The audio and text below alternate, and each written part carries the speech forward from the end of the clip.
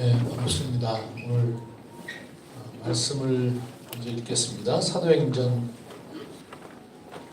3장 말씀, 3장 9절부터 12절 몇 절 안 되니까 함께 같이 봉독하면 좋겠습니다. 시작.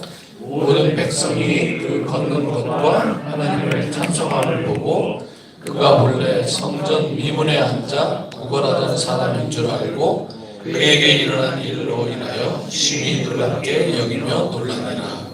나은 사람이 베드로와 요한을 붙잡으니 모든 백성이 크게 놀라며 달려 나아가 솔로몬의 행각이라 불리우는 행각에 모이거늘 베드로가 이것을 보고 백성에게 말하되 이스라엘 사람들아 이 일을 왜 놀랍게 여기느냐. 우리 개인의 권능과 경건으로 이 사람을 걷게 한 것처럼 왜 우리를 주목하느냐. 아멘. 어떤 모임에서 제가 설교를 하게 되었는데 그 자리에 우리 박 대표님이 앉아 계셨습니다. 제가 설교를 끝나자마자 박 대표님이 저한테 와서 오늘 한 설교를 도시 하나 틀리지 말고 FMNC에 와서 해주십시오. 그래서 제가 그때부터 계속 도대체 어떤 부분이 우리 박 대표님의 마음에 이렇게 연결되고 그 말씀을 왜 FMNC에게 해주고 싶은 걸까? 그래서 오늘은 제가 설교하지만 박 대표님이 설교한다 생각하시면 될 것 같습니다. 제가 조금 더 친했으면 성대묘사를 해서 했을 텐데 성대묘사가 안 되기 때문에 제 목소리로 하도록 하겠습니다. 글쎄 제가 이제 생각을 해봤습니다. FMNC의 고민은 뭘까? 박 대표님의 고민이라기보단 FMNC의 고민은 뭘까? 이런 생각을 좀 맡아서 생각해봤습니다. 그냥 FMNC 고민은 모르지만 제가 이제 선교계에 그래도 오래 있었으니까 항상 닥치는 문제들이 뭐냐면 우리 GMF도 마찬가지고 GMF가 기관도 많고 또 선교의 전 기능을 발휘하는 그런 목표를 가지고 있는 단체이기 때문에 어떻게 보면 한국 선교에서 초계파 선교 단체로는 또 굉장히 앞서서 만들었기 때문에 굉장히 그 한동안 GMF 그러면 굉장히 신뢰가 있고 굉장히 GMF가 뭘 한다 그러면 굉장히 잘하는 그런 단체로 그렇게 알려져 있었지만 사실 그거는 시간 조금 지나면 모든 단체가 다 그렇게 하기 때문에 별로 이렇게 똑같죠. 더 못할 수도 있죠. 마찬가지로 이제 그 차이가 날 때는 뭐가 굉장히 차이가 나는 것처럼 보이지만 시간이 조금 지나면 사실 그 차이가 금방 줄어들거든요. 제가 인도네시아 가서도 인도네시아 선교단체가 교단의 선교학교를 열어주는데 저한테 너무 기뻐하면서 이 교단이 우리한테 선교학교를 해달라고 부탁을 했다. 그래서 제가 그 선교단체 인도네시아 사람인데 지도자한테 2번만 선교학교 하면 너희들 안 부른다. 교단이 알아서 한다. 그 다음을 생각해야 된다. 그 신학교에, 그 교단 신학교에 석사학위 정도를 개설할 수 있는 정도를 빨리 준비하지 않으면 금방 추월한다. 제가 이번에 지준한테 다녀왔거든요. 이미 그 교단에서 70명 성경 번역 선교사가 나와서 그 교육시키러 갔다 왔는데 금방이에요. 그러니까 저도 FMNC를 시작할 때부터 이렇게 교육을 왔던 사람으로 생각해 보면 그때는 컴퓨터를 가지고 뭘 한다는 것이 다른 단체들이 생각하지 않았기 때문에 엄청나게 이렇게 뭔가 차이가 나 보이지만 지금 한 20살짜리 데려다 놓으면 그냥 우리 안 가르쳐도 그냥 이렇게 요즘 20살이 아니라 애들 그냥 기계 주면 그냥 우리보다 훨씬 더 잘 하잖아요. 그러니까 별로 이렇게 차이가 기술적인 면에서는 차이가 없고 또 심지어 이번에 ITMC 때도 그랬지만 어떤 거는 우리가 다른 단체 사실 거기는 IT 단체도 아닌데 불러다가 이렇게 강의를 들어야 될 정도로 우리가 생각하지 못한 걸 하는 데도 있고 그러니까 그러다 보면은 이제 우리 뭐지? 우리 FMNC 뭐지? 이런 고민이 있지 않을까? 그런 고민이 없으면 더 문제일 것 같고 그러니까 지속적인 성찰이 필요한 게 우리 선교기관인 거죠. 지속적인 성찰이 필요한데 그 성찰은 무엇에 대한 성찰이어야 할까? 그게 오늘 약간 말씀의 주제인 것 같습니다. 오늘은 베드로가 한 사람의 자유인으로서 유대인으로서 예수 그리스도를 만나서 결국 예수 그리스도의 제자, 뭐 다른 말로 하면 선교적 제자로 어떤 변화를 가져왔는지 그것을 보면서 지금 그렇다면 우리에게는 어떤 성찰이 필요한가 이런 것들을 좀 묵상해 보면 좋겠습니다. 첫 번째는 제가 이렇게 제목을 붙였습니다.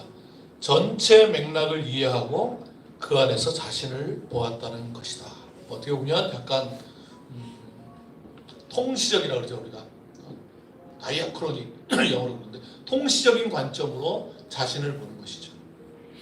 사실 이 통시적인 거 요즘에 뭐 이 말씀을 전하면서도 또 오늘도 사무실에 앉아서 생각하면서 이게 우리한테 얼마나 중요한가가 점점 말씀을 전하면서 느껴지는 것 같아요. 생각해 보면 엠마오로 가던 두 제자도 사실 조각조각 많이 알고 있었지만은 뭐 예수님을 만나고 예수님을 경험하고 그래도 그게 전체 그림을 가지고 있지 못했기 때문에 어떤 일들을 부딪히면 흔들림이 오는 거예요. 우리의 신앙이 흔들림이 오는 이유는 우리가 전체 그림 속에 있지 못하기 때문에 그런 거거든요. 그러니까 근데 예수님께서 같이 가면서 전체 그림을 이렇게 쭉 설명해 주니까 가슴이 뜨거워지면서 다시 예루살렘으로 돌아갔잖아요. 그 두 제자뿐만이 아니라 그 뒤에 예수님의 제자들도 마찬가지예요. 베드로 한번 생각해 보세요. 베드로는 할 얘기 너무나 많죠. 주님을 마침내 그리스도로 알았잖아요. 주는 그리스도시여 살아계신 하나님의 아들입니다. 그럼 끝난 거 아니에요. 예수님을 그리스도로 알았는데 주님 메시아잖아요. 주님 우리 민족이 기다리던 메시아잖아요. 그거 알았단 말이에요. 그래서 주님께서 그래 내가 메시아로 이제 널 알았구나. 내가 이제 십자가를 지고 그리고 3일 만에 부활할 거다. 그 얘기하니까 뭔 말도 안 되는 소리를 하시냐고. 요즘 새로운 번역에는 막 항의하며 주님을 막 잡아 흔들었다고요. 그런 소리를 하냐고. 이상하지 않습니까? 주님을 그리스도로 아는데 주님의 뜻을 몰라. 왜 이런 일이 생깁니까? 제가 볼 때는 저를 포함한 우리 선교단체들이 주님을 그리스도로 알고 선교하는 것 같아요. 주님의 뜻을 몰라. 어처구니 없는 선교를 하는 거죠. 그러니까 엄청나게 주님을 경험하고 주님의 기적을 목도했고 주님을 그리스도로 다 믿게 됐는데 주님의 뜻을 모르니까 주님의 뜻은 곧 하나님 아버지의 뜻인데 그 뜻을 헤아리지 못하는 거예요. 그러니까 사탄아 소리 듣는 거죠. 그래서 주님께서 부활 후에 30일 동안 주님이 무슨 미전도 종족에게 관심 있는 게 아니고 주님은 그 제자들에게 관심이 있었어요. 모든 시간을 그 제자들에게 하려 했다고요. 왜? 그 제자들이 전체 그림을 보는 것이 너무 중요하기 때문에 자꾸 우리는 주님께서 저 미전도 종족 뭐 딴 데를 생각한다고 생각해요.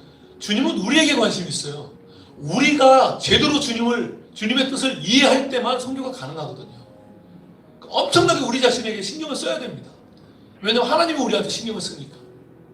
그래서 그 40일 동안 뭐 누가복음 24장 44절부터 보면 쭉 나오잖아요. 모세의 율법과 선지자의 글과 시편에 나를 가리켜 기록된 모든 말이 이루어져야 하리라 한 말이 이것이라 하시고, 그러니까 구약 성경 전체는 다 주 예수 그리스도를 가리키고 있는 말씀이고 그게 다 이루어져야 한다. 잘 깨닫지 못하니까 저희의 마음을 열어 성경을 깨닫게 하시고 그러면서 주님께서 그 큰 그림을 설명해 주시잖아요. 그러니까 이 사도행전에 와서 제가 요즘 이제 로잔 대회 때문에 사도행전 그 묵상하는 팀에 들어가 있어서 계속 사도행전을 묵상하고 있는데 사도행전에 보면 이 복음서 때 갈팡질팡하던 제자들이 얼마나 정말 주님이 원하시는 선교적 제자로 변했는가를 점검해 나가는 게 사도행전을 보는 묘미예요. 언제 베드로가 그렇게 구약을 막 줄줄 인용했습니까? 이게 몇 장 차이거든요. 그렇게 헤매던 베드로가 지금 사도행전 2장에 오순절 사건을 보면서 요엘서를 인용하면서 지금 이게 말세에 일어난 사건이라고 해석하잖아요. 지금 이거 3장에 제가 오늘 12절까지만 읽었지만 여러분 그 뒤로 가보세요. 조금만 더 가면 13절에 뭐라 그럽니까? 아브라함과 이삭과 야곱 뭐 이 3장 뒤에 뭐 쭉쭉 나옵니다. 사무엘, 모세 뭐 다 등장시키면서 나중에 베드로 전서까지 가보면 노아 시대까지를 다 꿰뚫고 언제 그렇게 공부했는지 모르겠어요. 40일 동안 아주 집중 공부를 한 것 같아요. 전체가 딱 꿰진 거예요. 전체가 꿰져야 제가 이제 조만간 CGN에 사도행전 지금 하고 있기 때문에 CGN에 나가서 이제 해야 되는데 제가 맡은 본문이 스데반 설교더라고요. 그래서 오늘 이제 스데반 설교를 5개로 한 주 동안 해야 돼서 5개로 쪼개갖고 지금 준비하다가 왔는데 스데반 우리가 뭐 사도들은 뭐 기도와 말씀에 전념하고 뭐 집사들이 뭐 일하고 그런 적용은 성경 안 봐도 하죠. 일이 과중하면 나눠야 되는 건 성경에 없어도 해야 되는 일이잖아요. 그렇죠? 그런 적용은 정말 너무 성경을 정말 냄비 받침으로 쓰는 그런 적용인 것 같고 스데반이 구제 사역을 하는 집사님인데 기본적으로 초대교회 성도들이 갖고 있었던 그림이 전체 그림을 갖고 있었다는 거예요. 스데반의 그 설교 들어보면 그 디아스포라 유대인들 그 성전 중심 율법 중심으로 살아가는 그 사람들에게 아브라함부터 시작해갖고 쫙 설명하는 거예요. 거기 보면 아브라함 그 사람 아브라함 야곱 이삭과 야곱이 나오고 그 다음에 쭉 내려가서 요셉 나오고 더 나가서 모세 나오고 여호수아 나오고 다윗 나오고 솔로몬 나오고 그 얘기 쫙 하거든요. 제목을 스데반의 거대 서사 그랜 내러티브라고 붙였는데 스데반만 그럽니까? 모든 사람이 그 그림 안에서 자기를 보고 있었기 때문에 그 일로 죽음의 순간이 오는데 흔들리지 않는 거예요. 놀라운 일이잖아요. 이 스데반이라고 하는 소위 우리가 집사라고 얘기한다면 저는 집사라기보다는 그 당시에 하나님의 선교적 성도였죠. 선교적 제자였고 그런 사람들이 가지고 있는 그 창세전부터 시작해서 하나님께서 진행해 오시는 그리고 끝이 그 변화산 갈팡질팡하는 제자들에게 끝은 영광으로 끝나는 거야. 이 이야기는 모세와 엘리야를 불러왔고 이거는 구약을 또 갑자기 너네 때 이야기가 아니야. 우리 때만 신경 쓰면 어떤 생각이 드냐면 주는 그리스도시요 메시아로 알았어요. 알았는데 유대민족만을 위한 메시아라고 아니까 주님이 하실 수 있는 일이 지금 당대에 우리의 아젠다를 해결해 주는 분 정도로만 왜곡시키고 축소하는 거예요. 그래서 주님께서 모세와 엘리야를 불러갖고 이게 어디서부터 흘러오는 일인가를 보여주시고 마지막 영광으로 끝날 것을 다 보여주시고 그때는 이해하지 못했지만 나중에 오늘 본문에 보면 제자들이 얼마나 변했는가를 우리가 알 수 있다는 거죠. 베드로가 이런 과정을 쭉 온 것 같아요. 한때는 동생 소개로 예수님 만났지만 그때 개발하는 이름을 받았는데 예수님을 쫓아가지 않은 거 보면 예수님이 메시아라고 생각을 안 했던 것 같고 그때는 그래서 다시 나가 있던 동생들 그걸 눈이라고 달고 다니냐 때려가지고 붙잡아다 고향에서 같이 고기 잡다가 예수님 거기까지 쫓아오셔가지고 거기서 결국 목덜미 잡혀가지고 저는 죄인입니다 그러면서 결국 주님을 쫓아가는 일이 발생하고 그러면서도 다 쫓아가면서 이 깨져가는 과정이 너무나 길어요. 그러다가 또 오병이어 사건 때 처음에 안 믿다가 지금 무슨 말씀합니까? 지금 사람이 몇 명인데 지금 이 오병이어 동생 안드레 너 눈이 있어? 안드레는 철이 없어갖고 맨날 그런 애들 제일 나쁘잖아요. 그 순수한 애들 있잖아요. 남자는 5천 명인데 지금 주님 이거 있는데 어쩌라는 거야 지금 이거 가지고. 근데 또 주님은 그걸 가지고 주님이 오병이어로 기적을 베풀었겠습니까? 그거 없어도 베푸시죠. 혼내지 않고 그거 가지고 나가죠. 이거 계속 나오니까 갑자기 안 믿다가 주님께서 내 눈앞에서 기적을 베푸니까 이게 얼마나 사람이 정말 눈이 뒤집히는 거죠. 주님이 베푸는 기적을 받아다가 사람한테 나누어 주는 거 그게 우리가 하는 사명자들이 하는 일이잖아요. 우리가 기적을 베푸는 게 아니잖아요. 주님이 베푸시는 걸 받아다가 우리가 지금 갖고 있는 모든 것은 다 주님께로부터 온 거죠. 생각해보면 저도 처음 봤을 때 성경을 뭘 알겠습니까? 그나마 그런 경험을 통해서 지금 요만큼 정도 아는 게 다 주님의 은혜로 아는 건데 근데 이걸 자꾸 받아다가 나눠주고 처음에는 여러분 저도 놀랐어요. 여러분 밀고 그러지 마세요. 계속 나옵니다. 얼마나 친절한 그러나 흥분된 목소리로 따뜻하게 애정이 느껴지는 이렇게 자꾸 하다 보니까 이게 이제 조금 헷갈리기 시작하는 거예요. 주님이 줄 때 기적이 일어나는 건지 내가 갖고 올 때 기적이 일어나는 건지 살짝 헷갈리면서 손을 이렇게도 한번 집어보고 이렇게도 집어봤는데 이렇게 집을 때가 더 잘 빨리 빵이 나오는 것 같고 근데 거기다 신화를 붙이면 손목에 스냅을 한번 주니까 더 잘 나오는 것 같고 이러면서 이제 엄청난 자기의 스토리를 만들어가는 거죠. 그러면 어떻게 되는 줄 아세요? 나중에 기적이 자기한테 나오는 줄 알고 목소리가 커지는 거죠. 앉아 쪼그려뜨기 싶으시지만 그런 얘기 하는 거죠. 왜 오병이어 사건 뒤에 주님께서 끝마치지도 않고 갑자기 제자들을 재촉하여 보내시고 그리고 기도하러 올라가셨을까요? 그리고 왜 10시간 넘게 그 어부 출신 제자들이 갈릴리 하나 건너가지 못하고 그렇게 애를 쓰고 있었을까요? 밤새 동안. 그리고 주님이 걸어오시는데 귀신인 줄 알았다? 식었다는 거죠. 식었다는 거죠. 아까 같아서 자기가 기적 베푸는 줄 알고 흥분해가지고 얼굴 벌게 있다가. 근데 베드로가 덜 식어가지고 주님 제가 물 위로 한번 걸어볼까요? 아까 같았으면 하늘을 날 것 같았는데 조금 죽어가지고. 그런 제자들이거든요 지금. 물 위로 걷는 게 뭐. 주님께서 지금 야, 내 제자 중에 드디어 물 위로 걷는 제자 하나 나오는구나. 그런 걸 기뻐했을까요? 제가 볼 때 주님께서 오라 그러신 건 너는 배 위에서 바람으로는 안 식는구나. 물에 담가서 씩 소리가 나야지 식겠구나. 그런 뉘앙스로 오라 그러신 것 같습니다. 그런 좌충우돌 쭉 베드로가 경험하면서 계속해서 뭔가 주님을 안 것 같고 그러다가 또 깨지고 이런 과정을. 그래서 베드로의 일생을 쭉 살펴보면 마지막에 주님께서 요한복음 21장에 내 양을 먹이라 라고 말씀하실 때 그 말씀은 저는 이렇게 해석이 됩니다. 내가 나를 사랑하느냐, 아가파오로 부르셨는데 내가 나를 사랑하느냐. 방금 전까지도 주님 절대 죽으면 안 됩니다. 같이 쫓아와가지고 그러다가 3번 부인했잖아요. 그랬던 베드로가 그 앞에 어떻게 주님 뻔뻔하게 예, 제가 주님 사랑하죠. 그렇게 말할 수 있었겠습니까? 근데 주님 좋아하는 건 진심이거든. 이제 아는 거죠. 이제 내 열정과 열심으로 되는 게 아니라 주님의 뜻을 온전히 아는 것이 중요한 것이구나. 주님의 제자로 살아간다는 것은 열정과 헌신의 문제가 아니라 올바른 것을 아는 문제구나 라는 것을 깨달은 거죠. 그러니까 아가파오로 대답하지 못하고 필레오로 대답했거든요. 제가 주님 좋아합니다. 제가 주님 좋아합니다 라고 하는 말 속에는 굉장히 겸손한 말이죠. 그게 주님 제가 참 멋모르고 까불었네요. 이제 무슨 말씀인지 알 것 같습니다. 정도로 대답했다고 봅니다. 그래서 주님께서 그렇다면 내 양을 먹이라.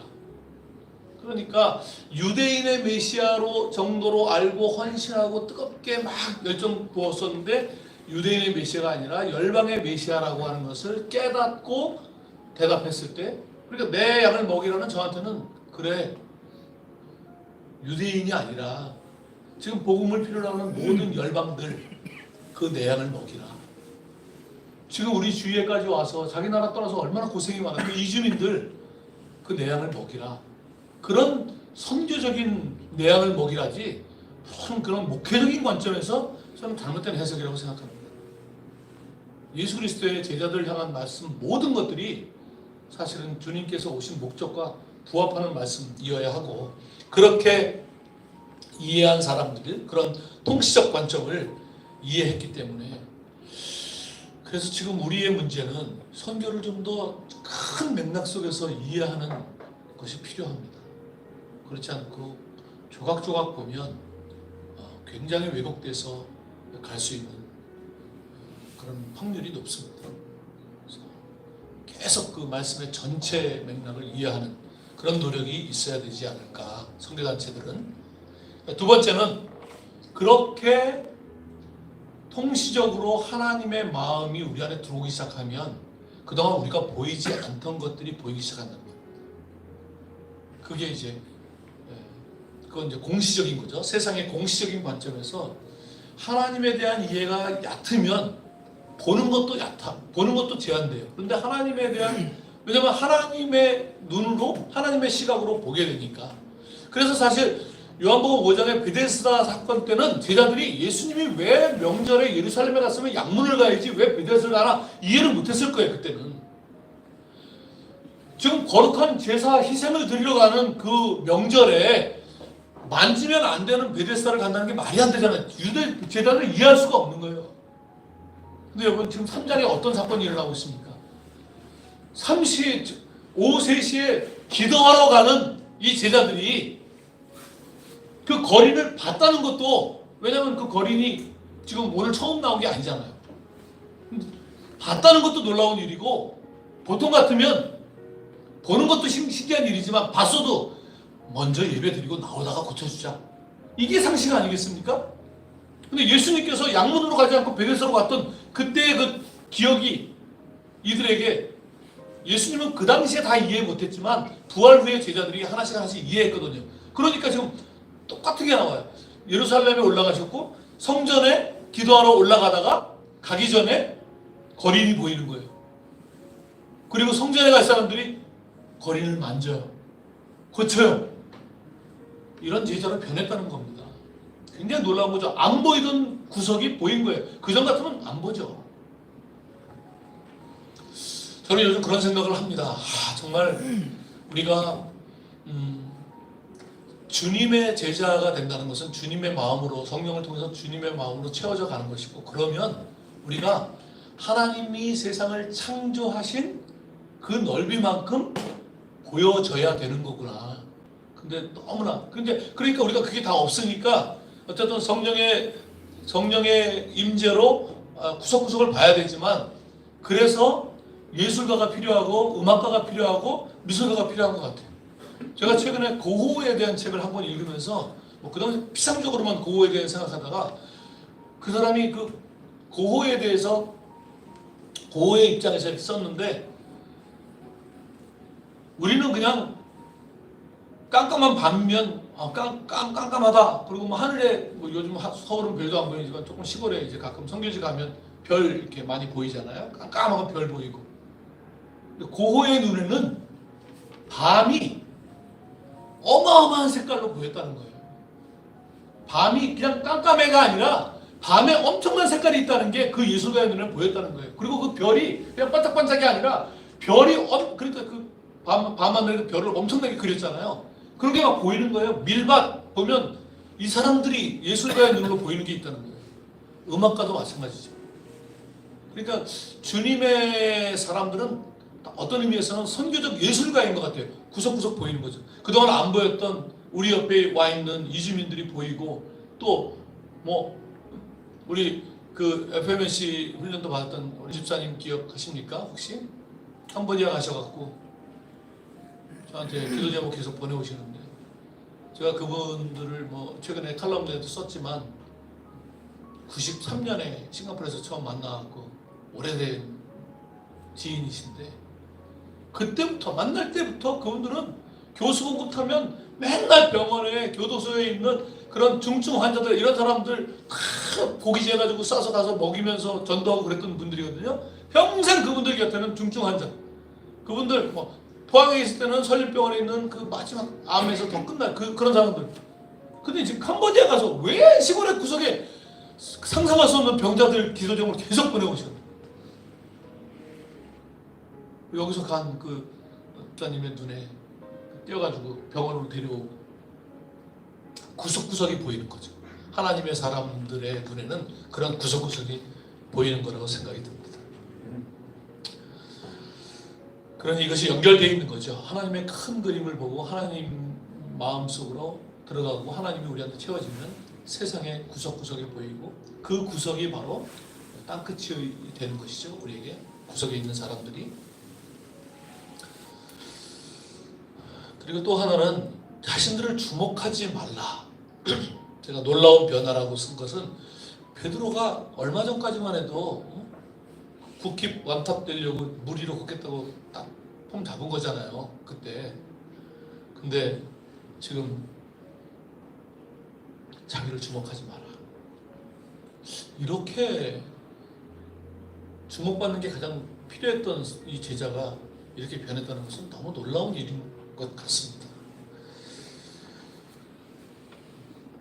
현대 선교에 있어서 정말 우리가 이런 기술이나 변화하는 것에 들어가기 위해서는 정말 깊숙한 선교의 본질을 갖고 있지 않으면 가기가 어렵다고 생각이 듭니다. 지금도 선교는 고통과 고난 속에서 이루어지고 있는 것입니다. 제가 그날도 조금 나누긴 했는데 지금 시간이 없어서 길게는 못 나누지만, 우리 GBT에 선교사가 있는데 고등학교 때 성경 번역 선교로 헌신을 했어요. 여잔데. 그리고 뜨겁게 대학 때 학생단체 활동을 했어요. 아주 그 학교에서는 그 단체에서 전설이에요. 얼마나 뜨겁게 했는지. 그다음 나이 차이 좀 나는 교회에서 오빠를 만나게 되게 이렇게 만나지 않습니까? 오빠는 이제 학교 선생님이어가지고 잘 됐다. 선생님은 보통 이제 성경번역 선교사들이 한 사람은 성경 번역하고 한 사람은 그걸 가르치는 문해 교육을 하거든요. 그래갖고 정글로 갔다가 한 종족, 옛날 종족이죠. 정글에 있는 종족으로 갔는데 보통은 그냥 다른 생각 안 하고 정글에 들어가서 그냥 성경 번역 끝내는 게 보통 GBT 선교사들의 특징이에요. 근데 이 사람들은 그렇게 헌신을 오랫동안 했는데 들어가서 이렇게 하는데 머릿속에 이렇게 해서 성경 번역 끝나는 게 무슨 의미가 있을까? 이 사람들을 학교도 없고 아무 교육을 못 받았는데 이 사람들을 교육을 먼저 하는 게 중요하지 않을까? 그래갖고 물러나요. 저는 이거 굉장한 결정이라고 생각합니다. 성경번역, 제가 아프간 가서 성경번역 못하게 됐을 때 파키스탄은 난민촌으로 나와야 되는가 아니면 못하더라도 아프간에 있어야 되는가 결정 엄청 힘들었거든요. 저도 그냥 아프간에 남는 걸로 결정했는데 제가 그 결정을 해봤기 때문에 그렇게 물러나는 건 굉장히 어려워요. 그런데 와서 다시 해가지고 그 종족이 같은 말 쓰는 종족이 두 마을이 있는데 아주 깊숙한 마을로 갔다가 교육을 하려니까 조금 도시하고 가까운 쪽에 있는 마을로 가서 기숙사를 짓고 거기에 학교를 운영하게 됩니다. 그랬더니 몇 년 가서 사역한 이 첫 번째 마을에 있는 아이들이 거기에 교육하러 나와요. 그런데 거기 추장 아들이 여러 명인데 추장 아들들도 나오는데 추장의 막내가 너무 어려요. 얘는 애기야. 말은 할 줄, 서너 살 됐겠죠. 근데 얘도 딱 자기도 가겠다는 거예요. 형 따라서. 자기도 거기 가겠다. 왜냐면 이제 엄마처럼 이 선교사님이 돌봐주고 갖고 자기 엄마도 있지만 선교사님 너무 따르는 거예요. 자기도 가겠다는 거예요. 근데 여기 오면 1년에 한 번 비행기 타고 자기 집에 갈 수 있어. 어떻게 4살짜리 이런 애 데리고 옵니까? 근데 가겠다고 떼써갖고 데리고 옵니다. 근데 걔는 약해요, 몸이. 거기 애들이 야자수 나무 탈 때 거의 원숭이하고 경쟁하듯이 팍 올라가거든요. 그리고 강물에 수영하는 거 기본이에요. 얘는 나무도 안 타고 물에도 안 들어가. 엄마 절대 그런 거 하지 말. 너 몸이 약해. 그랬는데 몸 건강한 애들 와서 교육받고 사고 치고 하여튼 다 설명할 수 없는 난리 부르스가 애도 배기하고 하여튼 그 종족에 별일이 다 생깁니다. 그래 또 그 애벤 여자의 또 오빠가 와서 여기를 불지르겠다 이렇게 계속 어려움들이 많아요. 결국 다 이렇게 떠나고 그 제일 약한 제 애기가 제일 교육을 잘 받아갖고 걔가 성경 번역을 하는 아이로 한 명 딱 남게 됩니다. 그래갖고 이 선교사님하고 누가복음 번역하고 사도행전을 막 번역하는 중입니다. 너무 스토리가 좋잖아요. 근데 어느 날 걔가 죽어요. 어쩌라는 겁니까? 난 그 얘기 듣다가 신경질이 나갖고 어쩌라는 거예요 도대체. 힘들게 만드는 거 좋아요. 하나님께서 우리를 힘들게 만드는 거 좋아. 그렇지만 그러다가 뭐가 돼야지 않아. 그거 하나 남았는데 걔를 죽이면 어떡하겠다는 거예요 지금. 그 사건도 힘들었지만 이제 그 앞에 너무나 많은 것들을 막 견디면서 오다가 그 일로 인해서 결국 공황장애가 오게 되죠. 결국 철수했어요. 어쩌라는 겁니까? 선교가 이렇게 쉽게 제가 교회 가서 여러분 우리가 하는 일 해외 가서 그대로 하면 된다고요? 그건 해외 생활이죠. 선교가 아니고. 그건 해외 생활. 선교 헌신하지 않아도 그냥 가서 하는 사람들 많아요. 예수 믿지 않는 사람들도 그렇게 하는 사람도 많고요. 선교가 왜 이렇게 가벼워졌습니까? 지금도 엄청난 고난을 감수하면서 그러니까 성령이 오신 거잖아요. 그리고 영광을 보여주신 거잖아요. 우리에게.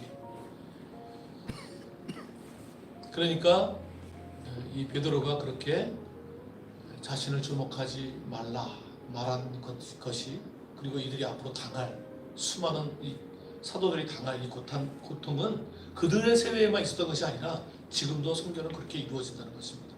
그거에 대한 것이 있고 시대를 분별해야 되는 것이죠. 그러니까 지금 우리에게 필요한 것은 무엇일까? 이런 것들을 좀 고민해 봐야 될 것 같고 마지막으로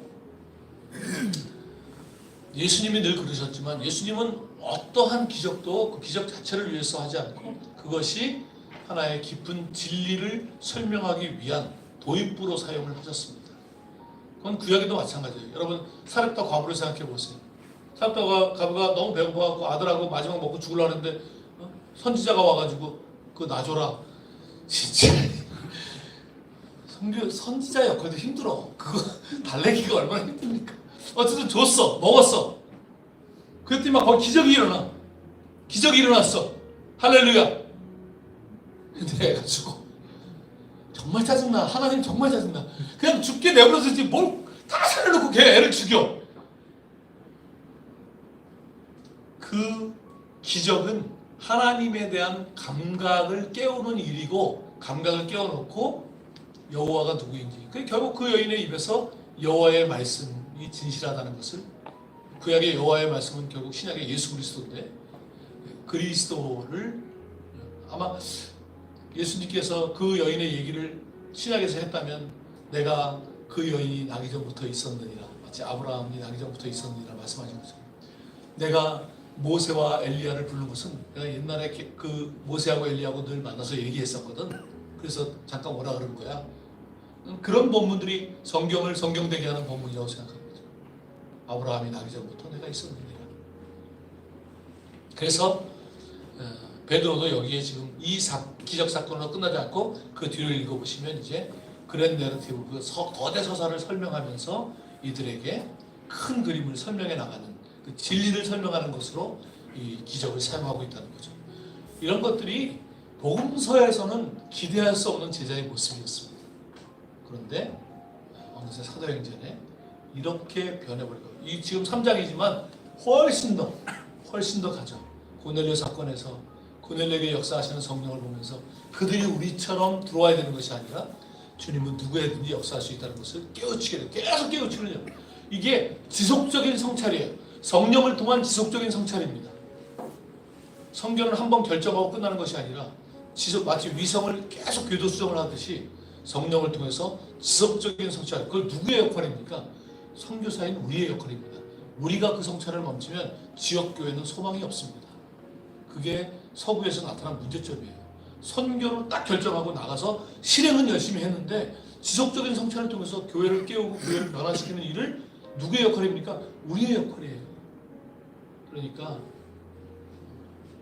그런 선교에 대한 깊은 성찰, 거기에 더해서 여러분은 IT, 디지털 시대라고 하는 거기에 어떻게 이 깊은 복음이 들어갈지를 고민하는 사명을 가지고 있는 단체니까, 그게 기술로만 가면 기술은 우리가 뛰어난 게 많아요. 근데 기술이 아니라 그것이 왜 선교적으로 어떤 의미를 가지고 있는가에 대한 것을 성찰하는 것은 여러분에게 맡겨져 있으니, 그런 성찰이 지속되는 한두 리더의 역할이 아니라 공동체 전체가 이를 감당하는, 그래서 여러분에게 성령이 임재하시고 지혜를 주시도록 간절히 바라게 됩니다. 기도하겠습니다. 하나님 아버지, 주님께서 FMNC를 시작하셨고 지금까지도 많은 은혜 가운데 이렇게 성장시켜 주시고 또 귀한 역할을 감당하는 선교기관으로 인도해 주신 것을 감사합니다. 그동안 많은 앞에서 리더들이 자기의 삶을 바쳤고 헌신했고 지금 여기까지 와 있습니다. 하나님 아버지, 성령 하나님께서 늘 임재하여 주시고 이 공동체에 속한 모든 사람들이 다 선교를 깊이 성찰하는 주님의 종들이 되게 인도하여 주셔서 함께 성령이 주시는 지혜로 함께 나누고 성찰하는 그 지혜를 모아서 이 디지털 시대에 선교를 앞서서 인도해가는 그런 귀한 선교기가 될 수 있도록 축복하여 주옵소서. 예수님의 이름으로 기도합니다. 아멘.